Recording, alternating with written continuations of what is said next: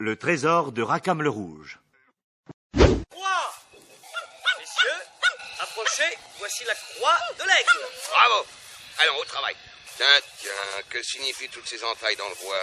Oh, c'est un calendrier. Un calendrier? Mais oui, votre ancêtre capitaine a fait comme Robinson Crusoe, il a compté les jours. Voyez, il y a une petite entaille pour chaque jour de la semaine et une plus grande pour le dimanche. Hein? Et vous avez raison, oui. Retroussez vos manches. Il fait si chaud, là. À l'ouvrage, messieurs, à l'ouvrage. J'offre une bouteille de rhum à celui qui trouve le trésor. Voilà.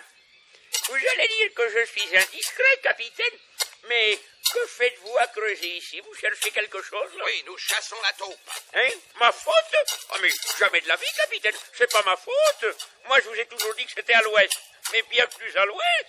Et d'ailleurs, tenez, regardez mon pendule. Mais ça va, mais laissez donc votre pendule tranquille et donnez-nous plutôt un coup de main. Mais demain? Ah non, moi, mais alors comme vous voudrez. Mais en attendant, je vais faire un petit tour sous les cocotiers. C'est ça, mais oui, bon voyage, bon voyage. De toute façon, le professeur serait incapable de piocher, alors... Ouais, vous avez raison, et comme ça, au moins, il me fichera la paix avec son pendule. Mais que peuvent-ils bien chercher comme ça? Capitaine, c'est impossible. Bah, qu'est-ce qui est impossible? La présence du trésor dans cette île. Comment impossible? Qu'est-ce que vous racontez? La croix de l'aigle, la voilà, et le parchemin dit bien que... Réfléchissez, capitaine, réfléchissez. En supposant que votre ancêtre ait quitté la licorne en emportant le trésor, hein? Pourquoi l'aurait-il enterré ici, au pied de cette croix? Je ne sais pas, moi, parce que c'est un endroit facile à retrouver. Et vous, qu'auriez-vous fait à sa place? À sa place? Oui, vous n'auriez certainement pas quitté l'île sans trésor. Non, mais alors... Alors le trésor est probablement toujours là-bas, au fond de l'eau, à proximité de l'épave, et nous avons suivi une fausse piste. Bah, qu'est-ce qu'il y a? J'ai entendu du bruit. Écoutez. Oh. Attendez, capitaine.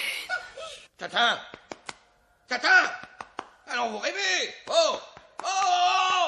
Hurrah! Hurrah, capitaine! Vous avez la fièvre? Capitaine! Ah. Capitaine, la croix de l'aigle! Ah. La croix de l'aigle! Bah, quoi, la croix Et de l'aigle? resplendira la croix de l'aigle! Eh bien, la voilà, la croix de l'aigle, là-bas!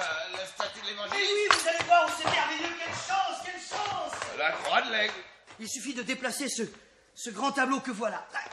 Là, voilà, regardez! Millions de tonnerres.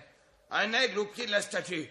En effet. Eh oui, on représente toujours Saint Jean l'évangéliste avec un aigle. Mais pourquoi? Pourquoi? Mais parce que le surnom de l'évangéliste, c'est justement l'aigle de Patmos. Patmos, l'île où il a été exilé par l'empereur Domitien.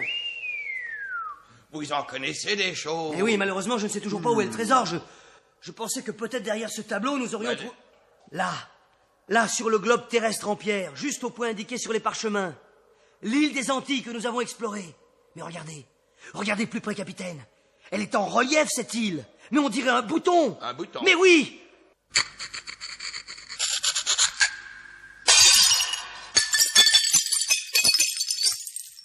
Oh, le trésor! Le trésor! 1000 trésors de Sabord de Rackham le Rouge. Enfin, le trésor, capitaine!